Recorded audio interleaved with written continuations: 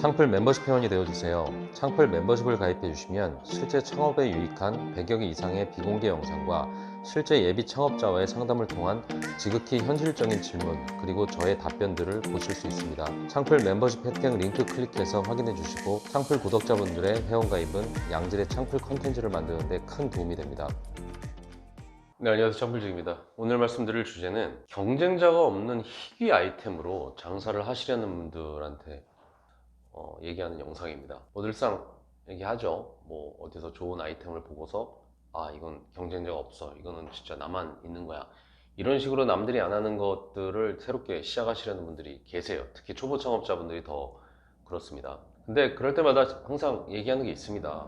남들보다 한 발자국 먼저 가는 게 아니라 반발자국에서 반의 반발자국만 먼저 가라, 이 정도로 설명을 하는 경우들이 많은데, 완전 다른 새로운 것이 아니라 기존에 있는 거를 살짝 틀어서 하는 거를 좀 해야 된다, 초보 창업자들은. 좀 이런 얘기를 하는 거죠. 예를 들면 뭐 중국에 아예 새로운 면 요리, 뭐 칼로다가 뭐 깎은 그 도상면이라고 있다고 쳐요. 근데 이게 중국에서 엄청 유명하고 먹어봤는데 이게 너무 맛있는 거지. 그래서 한국에 없어서 내가 가져왔다, 경쟁자가 없다, 이런 식으로 오는 거는 한 발자국 앞서가는 거고, 예를 들면은 우동에 탕수육을 얹었다, 이런 것들은 한 발자국이 아니라 반 발자국이나 반의 반 발자국으로 나간 거예요. 왜냐면 우동도 아는 맛인데 튀김 우동도 아는 맛이야, 우리 알고 있잖아요. 근데 그 튀김이 탕수육이래. 이러면 살짝 우동 맛도 예상이 되고 튀김 우동 맛도 예상되고 탕수육도 예상되고, 그게 위에 얹어 있으니까 약간 뭔가 프리미엄적인 것들을 하면서 왠지 아는 맛이잖아요. 이런 게 바로 아는 거에서 살짝 틀어서 가는 개념인 거죠. 물론 새로운 것을 잘 받아들이는 동네가 따로 있긴 합니다. 과거에 백종원 대표가 얘기하던 것 중에서 새로운 아이템을 낼 때는 강남역이 아니라 압구정으로 간다, 이런 말을 했었어요. 왜냐하면 강남역이라는 곳은 사실상 강남 애들이 오는 게 아니라 분당, 의왕, 평촌, 성남, 뭐 완전 다른 수도권에서도 오는 곳이고, 압구정이라는 곳은 누구보다 그 동네 사람들, 누구보다 새로운 것을 먼저 받아들일 줄 아는 그런 얼리 어답터 같은 그런 고객이 있다는 거죠. 그래서 과거에 진짜 전 세계적으로 유명한 그런 프랜차이즈, 대형 프랜차이즈, 글로벌 그 프랜차이즈 브랜드들이 강남에다가 1호점 차려서 망하는 경우들이 많아요. 대신에 만약 이런 경우도 있죠. 우리가 잘 알고 있는 이 베트남 쌀국수가 좀 오래됐잖아요. 근데 사실 그 아이템은 3, 40년 전에 압구정에서 먼저 시작했습니다. 압구정에서 시작을 하면서 거기 얼리 어답터 같은 그런 고객들이 먼저 거기를 가면서 지금까지 정착을 하게 된 케이스인 거죠. 내가 베트남 유학 시절에 이 쌀국수로 해장했어, 뭐 아는 척을 했단 말입니다. 이런 어떻게 보면 잘난뽕 멘트를 하는 그 당시에 그 인플루언서급 나름대로 오피니언 리더 같은 그런 좀 있는 애들, 이런 부잣집작들이 하는 얘기에 그 밑에 뿌리들은 그냥 자연스럽게 따라왔던 겁니다. 오렌지족을 욕을 해도 오렌지족을 따라하고 싶은 문화가 분명히 있었단 말이에요. 예전에 그 수프 아시죠? 수프로 창업을 하려고 하는 그 초보 창업자분이 왔을 때 그때 이야기한 부분은 그거예요. 이거는 한남동 가셔야 된다, 이건 용산 한남동 뭐 이런 쪽으로 가셔야 된다, 청담동도 아니다, 한남동이다. 그 스프를 주제로 장사하시려는 분은 해외 생활도 오래 하신 분이고 개인적으로 스프에 대한 자신감이 굉장히 많으신 분이었는데, 사실 우리는 오뚜기 스프를 스프로 알지 외국 만화 영화에 나오는 그 껄쭉한 국물에 그 깍두기만한 고기가 들어있는 그 스프를 알지 못해요.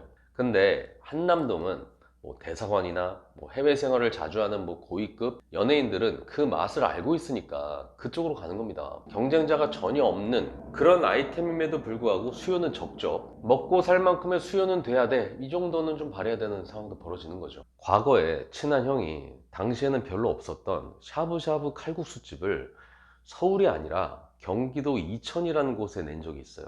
일견 합리적인 판단이었습니다. 서울에서는 샤브 칼국수가 많이 퍼져 있었는데 이천에는 샤브 칼국수가 전혀 없었어요.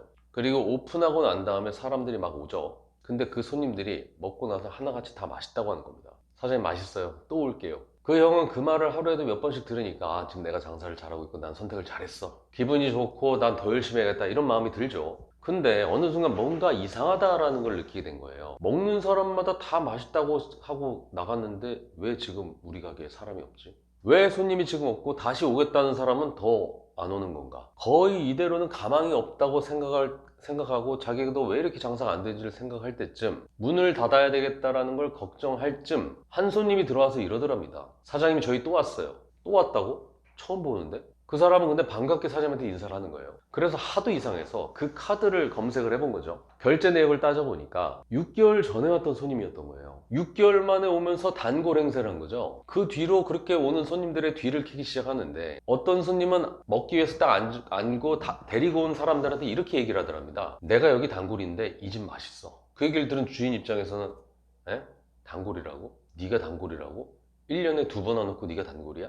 그때 알았답니다. 아, 우리 집은 자리 잡는데 대충 2년 이상 걸리는구나. 아무리 샤브샤브 칼국수가 맛있다고 해도 이 동네 사람은 한 번 먹고 안 오고, 찾아오는 사람도 5, 6개월에 한 번씩 오니까 이 오는 사람들이 이게 쌓이고 쌓여야지 비로소 내가 자리를 잡겠구나, 내가 살 수 있겠구나, 그걸 느끼게 된 거죠. 그러니까 초보 창업자일수록 그렇게 뚝심 있게 그렇게 오랜 시간 동안 쌓이는 그 텀이 길어도 그걸 버틸 수 있는 자신 있는 사람들이 아니면 조금만 앞서 나가야 됩니다. 스스로 생각할 때는 경쟁자가 없는 신박한 아이템이고, 본인이 먹었을 때 진짜 내가 좋아하는 천상의 맛일지 몰라도, 그래서 내가 자신감을 가질지 몰라도 상권이 중요하고요, 방문 빈도수가 중요하고 인내심이 많이 필요한 경우들이 많아요. 맛있다는 소리 연신 듣고 망하는 상황도 발생할 수 있다는 거죠. 그러니까 어지간한 자신감, 어지간한 인내심을 소유한 분이 아니시라고 한다면 조금만 앞서 나갑시다. 그렇게 가는 게 첫 번째 창업에서는 현명한 선택일 수 있습니다.